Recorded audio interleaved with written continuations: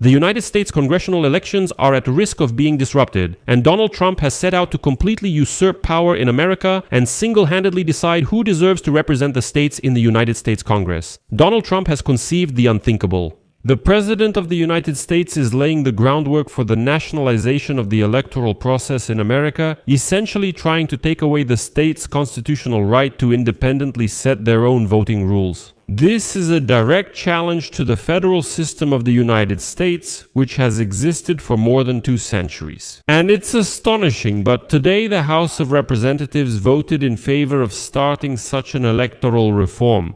But what does it mean, and why is this nationalization of elections already being called a threat to democracy in America? Let's figure it out together. My name is Alexei Pechi. Let's discuss this topic together. But before we start, I ask you to subscribe to the channel, like the video, leave any comment under this episode, and don't forget to subscribe to my Telegram channel, Pechi News. The link to it is in the description of this video. There we post breaking news as soon as it comes in.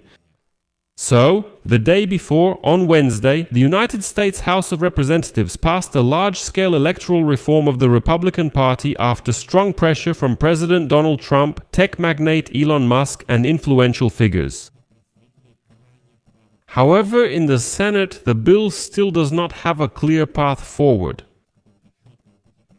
Since Republicans privately admit that they do not have enough support to overcome the Democrats' filibuster as demanded by Donald Trump. That means the Democrats can still, at the very least, significantly delay the process of passing such a law. The Save America Act is an updated version of a bill tightening voter registration standards, which was passed by the House of Representatives last year. It was approved by a vote of 218 to 213, meaning there was literally a margin of just 5 votes. And what's strange is that one Democrat voted for this bill, Representative Henry Cuellar from Texas.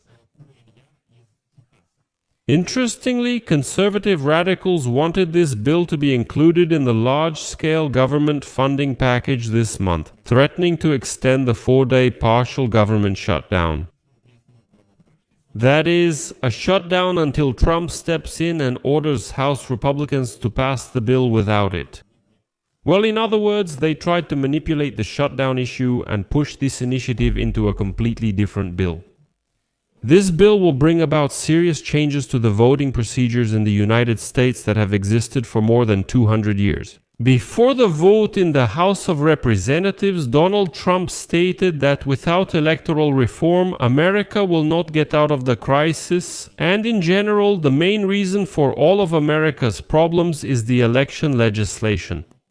It got to the point where Donald Trump called for election reform, believing that otherwise the United States of America would come to an end. He demanded that this law be passed as a safeguard to protect the electoral system. And here I should note that the name of this law stands for something like safe and verifiable elections. In his speech, Trump stated that the American electoral system is in crisis and requires urgent changes. He called the current elections rigged, stolen, and discredited on the international level. Trump believes the world mocks America's electoral system, doesn't see the government as legitimate, and thinks everything must change. But now we come to the most interesting part. What does this law on electoral system reform in America actually propose? As Donald Trump himself put it, elections need to be nationalized, not allowing each state to set its own rules. In an interview on February 9, Trump stated for the first time that Republicans should nationalize voting and, quote, take over the voting process in at least 15 places. He claims that in these states, voter fraud is rampant, and this is a strange point. He says Republicans should take over the voting process. How does that work? But I'll give you another quote from Trump. If a state can't hold elections honestly, I believe the people behind me, that is Republican lawmakers, should do something about it.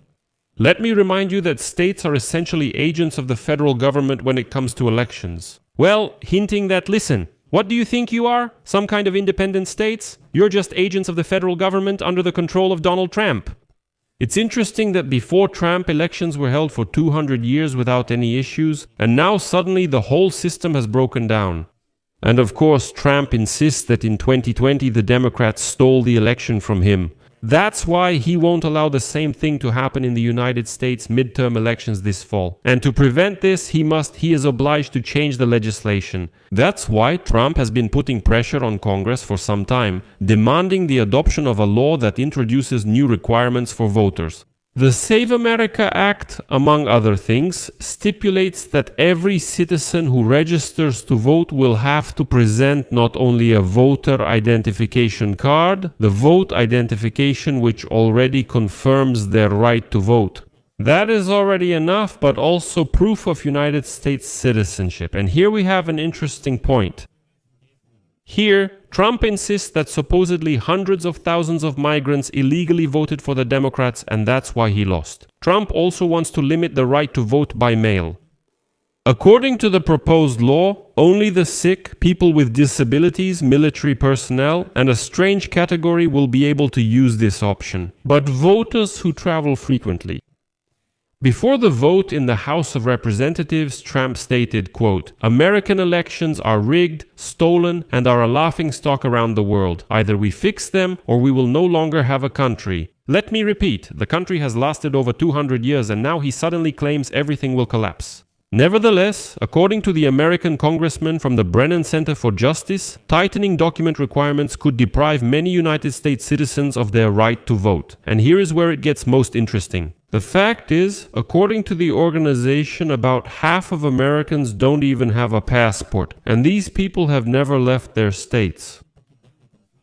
They only have a driver's license or a vote identification, which is an identification card that allows them to vote, and these are used in the United States as Identification S, meaning as identification documents. But that's how the system has worked for years, and many Americans never even bothered to get a passport, which states that they are a citizen of America. That is, it's in the registries. That's already enough. And according to the Brennan Center for Justice, millions of Americans don't even have access to a paper copy of their birth certificate, let alone a passport. That doesn't mean they're not citizens. They are citizens. This information exists in the registries, in the systems, but they aren't verified. They once went through the process of getting a paper passport, but they don't need it. They have other IDs that allow them to move around and do anything absolutely legally. And then suddenly, the law says you must have an actual passport. And according to the Brennan Center for Justice, half of Americans were left wondering, where are we even supposed to get this passport? And here, on one hand, Trump might end up shooting himself in the foot, because it's no secret that most of his voters are rural residents or so-called rednecks. And they're the ones who usually don't bother getting a passport. And if they don't have one, under Trump's new law, they won't be able to vote at all. But that's not all. Americans' concerns have also intensified against the backdrop of actions by federal agencies, including the recent FBI search of the Election Commission office in the state of Georgia.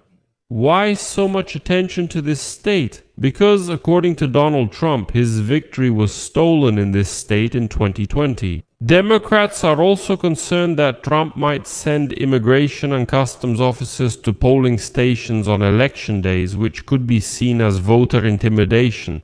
Because the 2 Americans killed during immigration and customs enforcement raids in Minnesota were United States citizens, not migrants. So, does that mean the fact that you're an American doesn't protect you from immigration enforcement? And agents like that will be near polling stations. Many people might say, forget it, I'm not going there. And that's it. Critics of Donald Trump's idea argue that such a scenario would undermine trust in the integrity of the elections and the foundations of American democracy, and not everyone agrees with the rhetoric of the United States president. Lawyers emphasize that, according to Article 1, Section 4 of the United States Constitution, the authority to determine the time, place, and manner of holding elections belongs exclusively to the states, not the federal government. In that case, a direct takeover of election authority by the executive branch without an act of Congress would be considered unconstitutional, and such a move could be seen as a usurpation of power and stripping the states of their authority. And right now, at this moment, the Republicans have the majority in Congress. And the Democrats are concerned that, fearing a loss in the midterm elections, they might violate the Constitution and pass this law anyway. That's exactly what the House of Representatives did today. So, let's sum it up. Donald Trump is proposing a single federal election standard instead of 50 different systems. A single rigid hierarchy. The Trump administration wants to impose a single rule on all states, including, I emphasize, the absolutely liberal California and New York, only paper ballots, mandatory identification, and the cancellation of early mail-in voting. The argument is honesty. Donald Trump continues to use the narrative of mass fraud, claiming that only full federal control can guarantee the security of elections, hinting that the states themselves cannot provide such security. And let me remind you, the entire government is now under the control of Donald Trump, but that's not all. Trump proposes giving agents of the United States Department of Justice unprecedented powers to oversee local election commissions, including the ability to stop vote counting. It's obvious that this whole situation will lead to prolonged court cases. In addition, critics call this an attempt to cement Republican power for decades. The new rules could significantly complicate voting for minorities and young people, and that's already the Democratic electorate. And most importantly, if Donald Trump manages to push this initiative through, the United States will begin a historic transition from a federation to a unitary state. I'll leave it at that. Share your opinions and conclusions in the comments below this episode, subscribe to the channel, hit the bell, and don't forget to like. Also, if you found this episode interesting and useful, you can support the work of this YouTube channel with your donation, or by subscribing as a paid or sponsor member using the links and details in the description of this video. There are a variety of platforms there, and I'm sure you'll be able to choose the one that's right for you. I would appreciate any support from you. That's all for now. Take care of yourselves. Goodbye, everyone.